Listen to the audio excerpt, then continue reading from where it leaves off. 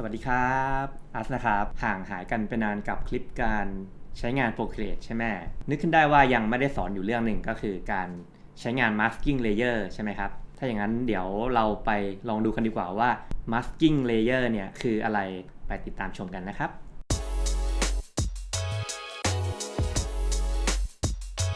ก็ทำอุปกรณ์มาอธิบายด้วยสักครู่นะครับสมมุติว่ากระดาษ2แผ่นนี้นะครับก็จะเป็นเลเยอร์ของภาพวาดเราเป็น Original Layer นะครับตัว Marking Layer เนี่ยมันก็เป็นเลเยอร์เหมือนกันใช่ไหมก็จะเป็นแผ่นนี้เวลาเราสร้างขึ้นมานะครับมันจะต้องไปเกาะอยู่กับเลเยอร์ที่เป็นภาพปกติแบบนี้อันเนี้ย2อันเนี้ยมาปุ๊บเนี่ยมันก็จะเป็นแพ็คไปด้วยกันใช่ไหมครับมันก็จะเสมือนกับว่าเอา Marking Layer เนี่ยมาซ้อนอยู่บนภาพของเราก็จะเป็นแบบนี้ก็จะไม่เห็นอะไรเลยทีนี้ถ้าเกิดเราสมมุติว่าเราแก้ไขตัว Marking Layer เนี่ยมันก็จะเป็นแบบนี้ครับนี่คือต้องบอกก่อนว่าตัว Marking Layer เนี่ยเราสามารถใช้ได้แค่ขาวดำเท่านั้นถ้าสมมุติว่าเราระบายเป็นรูปสามเหลี่ยมลงไปนะครับมันก็จะเสมือนกับว่าเราได้เจาะไอ้กระดาษ Marking เนี่ยครับเวลาเอามาซ้อนกันเนี่ยก็จะได้ประมาณนี้ภาพเลเยอร์ที่เป็นภาพวาดเราเนี่ยเขาเรียกว่าโดนมาร์กไปแล้วนั่นเองนะครับมันก็จะแสดงผลแบบนี้แต่ข้อดีของมันก็คือข้อมูลของภาพออริจินอลของเราเนี่ยครับยังอยู่ครบก็จะมีประโยชน์ในงานที่จะต้องการแก้ไขบ่อยๆหรือว่าพวกงานตัดต่อภาพนะครับจะใช้กันเยอะต่อไปเราไปดูวิธีการใช้งาน Marking Layer กันใน Procreate ดีกว่าครับอันดับแรกนะครับเรามาดูวิธีการสร้าง Masking Layer กันก่อนให้เปิดหน้าต่าง Layer ขึ้นมานะครับแตะที่ Thumbnail ของ Layer จากนั้นก็เลือกคำสั่ง Mask เราจะได้ Layer Mask ที่ติดอยู่กับ Layer ภาพวาดของเราออกมานะครับจากนั้นเราสามารถแก้ไขพื้นที่ Masking ได้ด้วยการใช้เครื่องมือเหมือนกับการเพ้นภาพปกติเลยนะครับแต่ว่าจะใช้ได้เฉพาะสีขาวดำเท่านั้นนะทีนี้ในการแก้ไขเลเยอร์ด้วยการ transform นะครับตัวเลเยอร์กับ masking เนี่ยมันจะไปด้วยกันทั้งก้อนแบบนี้นะครับแต่สมมุติว่าถ้าเกิดเราอยากจะขยับเฉพาะตัว masking layer ก็สามารถทำได้เช่นกันด้วยการเปิดหน้าต่าง layer ขึ้นมา select หรือว่า deselect ตัว layer ด้วยการปัดขวาวิธีเหมือนกับการใช้งาน layer ปกติเลยสุดท้ายให้แตะที่ transform tool แล้วก็แก้ไข layer ครับ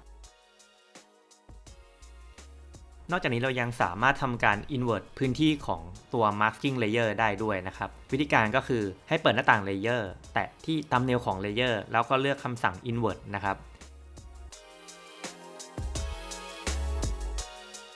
และถ้าเราไม่ต้องการใช้ตัว layer mask แล้วนะครับเราสามารถจะรวมไปกับ layer ภาพวาดเราได้ด้วยคำสั่ง merge down หรือลบทิ้งไปเลยด้วยการปัดซ้ายแล้วก็เลือก delete เหมือนกับการลบ layer ปกตินั่นเองครับ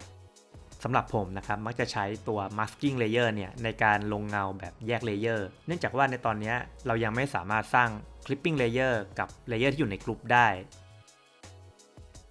สำหรับวิธีการนะครับอันดับแรกให้สร้าง layer ขึ้นมาก่อนแล้วก็เปลี่ยน blend mode เป็น multiply เหมือนกับการสร้าง layer เงาตามปกติครับต่อมาให้ทำการสร้าง selection บริเวณรอบๆตัวละครของเรานะครับวิธีการสร้าง selection ก็สามารถหาดูได้ในคลิปเก่าๆที่เคยทำไปแล้วนะครับเมื่อได้ selection มาแล้วให้ไปที่ layer เงาที่เราสร้างขึ้นมานะครับแตะที่ตัว thumbnail แล้วก็เลือกคำสั่ง mask ทีนี้เวลาเราลองระบายดูเนี่ยจะเห็นว่าเราระบายติดเฉพาะบริเวณรอบๆตัวละครตอนนี้ masking มันอยู่บริเวณด้านในตัวละครนะครับก็ให้ทำการ invert maskตามวิธีที่ได้สอนไปแล้วนะครับจากนี้เราก็สามารถลงเงาตัวละครได้โดยที่เงาของเราเนี่ยจะไม่ออกนอกขอบตัวละครครับเป็นไงกันบ้างครับกับการใช้งาน masking บน Procreate เหมือนเคยนะครับพยายามจะอธิบายให้เข้าใจง่ายๆก็ขอบคุณที่เข้ามาดูคลิปนี้กันนะครับเช่นเคยถ้าเกิดมีคอมเมนต์หรือว่าอยากจะส่งข้อความมาถามคอมเมนต์ไว้ข้างล่างหรือว่าส่งเมสเสจมาทางเพจได้เช่นเคยนะครับวันนี้เราไปก่อนแล้วครับเจอกันใหม่สัปดาห์หน้าสวัสดีครับ